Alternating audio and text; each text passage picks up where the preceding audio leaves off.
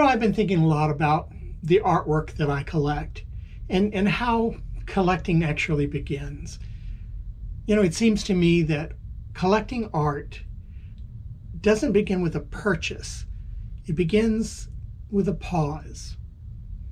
There's that moment when a piece of art stops you before you even know why. And for me, collecting art has never been about filling walls. It's more about a recognition. Seeing something that feels honest, that feels familiar, or might even feel a little unsettling. Today I want to talk about why we collect. Beneath all those surface explanations, not what we tell other people, but what actually pulls us in. Because when we understand our own why, collecting art becomes clearer. How we choose a piece of art, how we choose to live with the piece of art, and how deeply it affects us. Hi, I'm John Bishop with John Bishop Fine Art, and welcome back to the podcast.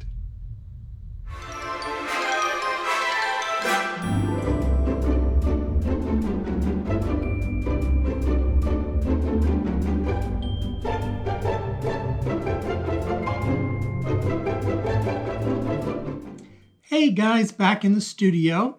Hope you're having a great new year. Hope everything went well for you over the holidays and you're ready to get back into the swing of things in this new year. We were talking before about why it is we collect art. And it's surprising to me that that's always a hard thing to answer. I ask my collectors why they are collecting art, and it's a difficult thing to answer, even for myself. And I think it's because collecting art is not like collecting other things. I collected coins. My grandfather taught me to collect coins, and you knew what to do. You knew that filling out that book meant that you were complete, and that the whole idea of collecting coins was to have an accumulation of coins. You had to have a lot of them. And the more you had, the better your collection was. And working in libraries, the bigger your library collection, the better, you covered the Dewey Decimal System or whatever. And collecting art isn't about accumulation. To have more art is not to have a better collection. And so it's a little hard to get your head around. It's also, there's an emotional connection to a piece of art when you're collecting it that I never had when I was collecting stamps. I mean, I might have thought a stamp was cool or valuable, but I didn't have a particular attraction or affinity to that particular stamp. And so those connections to art are connected to the item itself, to the artwork itself. And I think there's also this intimidation, that the idea that if I say I'm an art collector, I could be found to be an imposter, that I could be doing it wrong. And there are people out there that might make you feel that there's a right and a wrong way to do it. But I think there's some common assumptions about why people collect art that work against us. One is the idea that people collect art to show off and to appear wealthy and to appear more cultured, perhaps, than they were already, than they really are. In fact, Quintilian actually wrote, ancient Roman, wrote that just that people collect in order to be more pretentious and to seem to be more cultured than they truly are. Others collect maybe because there's some sort of psychological issue. Maybe they have to collect. Maybe they're hoarders. Maybe there's some sort of psychosis that won't allow them not to collect. And so that's a bit of a fear as well. But these things are extremes, and they don't represent why we collect, hopefully, and why, and that that's not the way we approach our art collections. Collecting things has deep roots. Archaeologists say that we've been collecting since the Paleolithic times. And I know the ancient Aztecs had these sacred bundles that they would put magical things and important things, valuable things into packets, and they would put them in temples, and they would carry them in front of themselves when they would be nomadic or when they were traveling. And that there are these kind of important collections that have been around as pretty much as long as there's been people. You know, there are other collections that we're competing against in our minds, I think.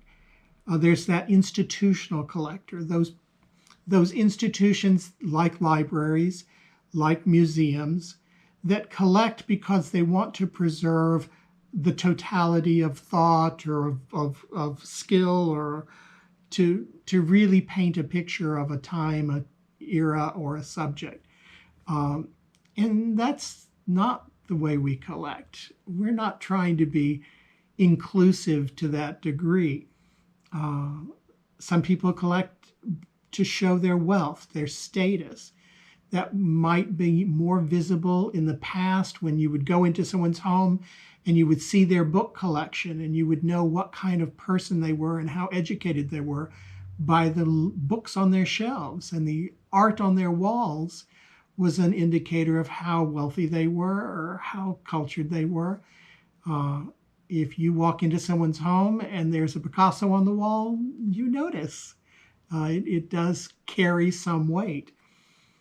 Some people buy art as an investment, and probably not my art, but they will one day. And then there's this psychological compulsion we mentioned before. But most collectors don't identify with any of those things. Those are the outliers. And there's this myth that there's the cultural patron. And I think artists like to believe that people collect art to a degree to support the expansion of the history of art, and that they are supporting patrons because they are supporting culture, and there's just no data to suggest that's why people are collecting. There might be some who think that way for a moment, but the studies show that that's not why people collect art. As sad as that might make an artist. But what the studies do show is that collecting art is very much tied to self-identity, how we identify ourselves. It fosters a connection to a community and to some sort of communication. And if you don't believe that, go to one of these vintage car celebrations in a parking lot somewhere on a Saturday. These nerds get back together and they love talking about what they've done to their vehicles. They like to see what other people have done. It creates a community.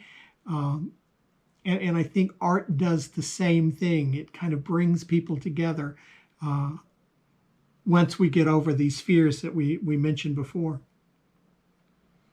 And so collecting art, that it has an educational component. It educates us. It gives us some comfort, right? And it carries a personal meaning, which is so important. And sharing collections help connect us with other people, particularly other collectors who share our values.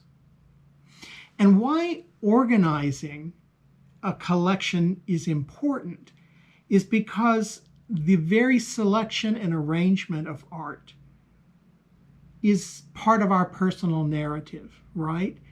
You can buy art, but how you display it, how you organize it, how you share it says more about you than it says about the art. And categorizing things has a psychological benefit for us, because to organize something means that you've somehow grasped its meaning, and you can display it, you can categorize it, and that becomes part of your story as well. Collections become an extension of ourselves. There are those times that we purchase art because it's tied to an event or a person or a place, some sort of moment.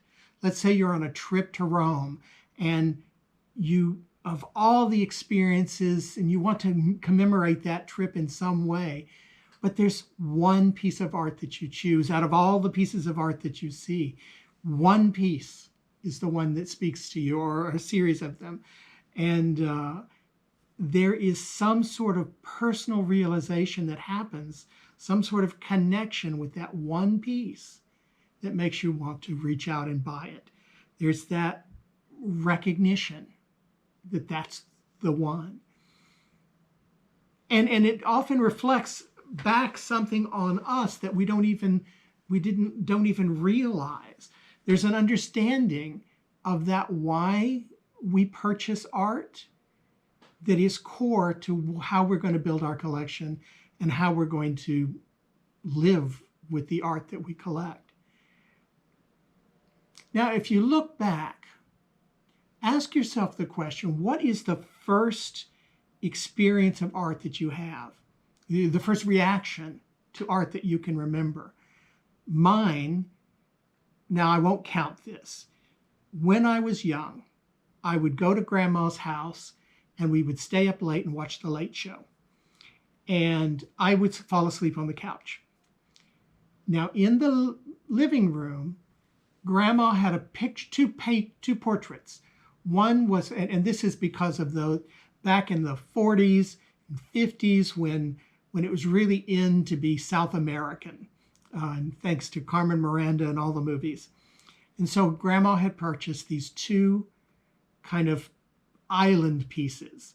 One was this kind of wild-eyed man with a frayed straw hat and a machete, and he had his mouth open like, I think he was harvesting sugarcane probably. And then there was this sultry, dark-skinned woman with a green turban, and she was looking very mysterious. And I was certain that she was watching me when I slept. And I was a little afraid of the guy with the machete.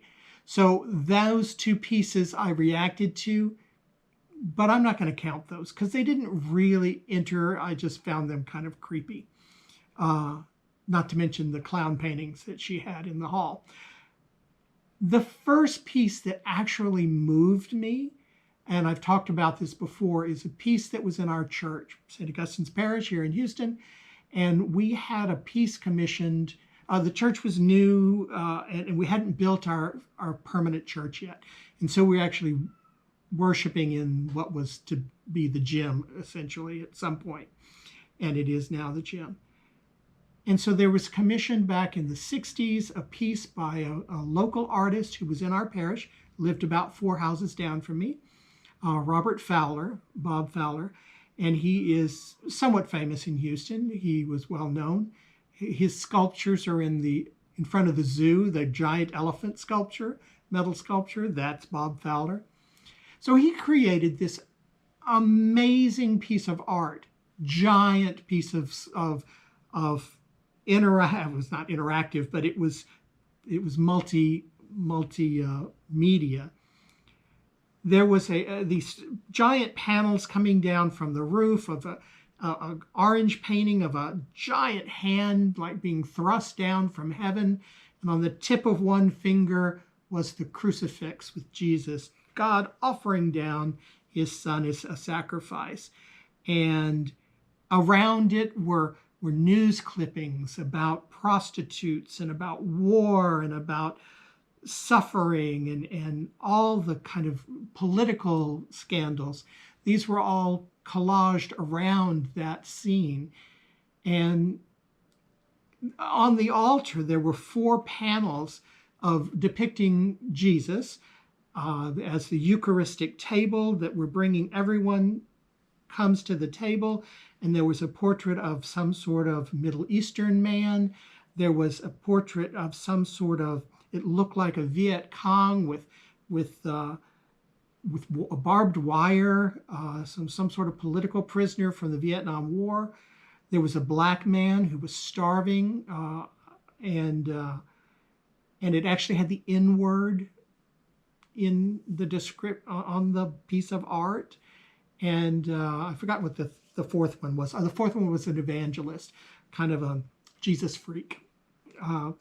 And those were all things that were going on at the time. And this was so powerful and so divisive. People were just outraged by this piece of art. But it was very, very much about social justice and change, and the church as being part of a vibrant, unjust society, that it was here to rectify all the ills of society, which was very, very much what we were thinking about in the 60s. And this was Vatican II.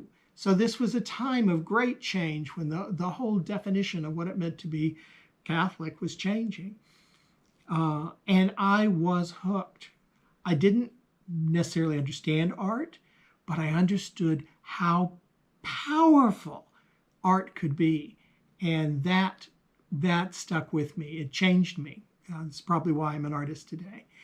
So that kind of personal reaction defined me and has stayed with me ever since. So there's just gave me a completely emotional and powerfully cultural response to this piece of art. And for that, I'm eternally grateful. So imagine your own. What is that first piece of art that changed you? And consider that. Art is an interesting observation about collectors. We actually wrote a book, Bogdan and I, about collecting art. If you'd like a copy, we'll give it away free as a PDF. It's a small book, but just write me an email and I'll be happy to send you the file. Consider those things. Consider how you collect art, why you collect art, and consider the relationship you have with art based on that first piece of artwork that you saw that changed you. Thank you so much for listening and watching today. It was great to reconnect, and hoping you're having a wonderful new year. But before you get on with the rest of your day, let me invite you to spend a few quiet moments with one piece of art that you own or one that you love. No distractions, just looking. If something comes up, a thought, a memory, a question, hold on to it and maybe share it, because that's where collecting really lives.